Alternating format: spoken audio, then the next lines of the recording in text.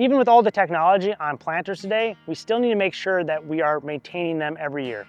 In this planter technology segment, we're going to be talking about planter maintenance and some key things to watch out for, so ultimately you can achieve a more dependable planter performance. With planter maintenance, it's really important to first start with your operator's manual. That's going to have the correct intervals, the procedures, and everything you need to check on your planter.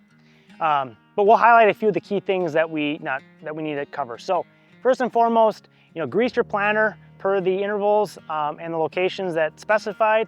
Also check all your connections, so whether it's hydraulic, your vac lines, your seed delivery, your fertilizer, right? We always want to check those before and during the season for leaks. When we talk about the row unit as a whole, we'll kind of start at the front, work our way back. With your row cleaner system, we want to make sure that the row cleaner wheels spin freely, right? The bushings and bearings are all good to go. We want to make sure the frame is locked in. We don't want the thing wobbling around. When it comes to the row unit itself, we can lift up on the row unit and see if there's any slop in your parallel arms. You don't really want anything more side to side or kind of front and back more than say about a ½ inch. So if you do have that, replace the parallel arms, because that's how you really maintain row to row spacing.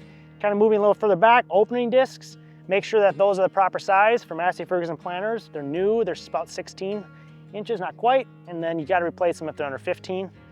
Gauge wheels, want to make sure they spin freely. Also, the interaction between the gauge wheel and opener disc is pretty tight, within probably a 1/16, because again, we don't want dry dirt falling back down the trench. Your depth adjustment system. So every year you want to make sure that your depth, your set depth, and you know where 2 inches is at, for example. And so Massey Ferguson planter is really easy. We have this nut here, so you're able to calibrate the whole row unit. So 2 inches is 2 inches, and so that's really straightforward there.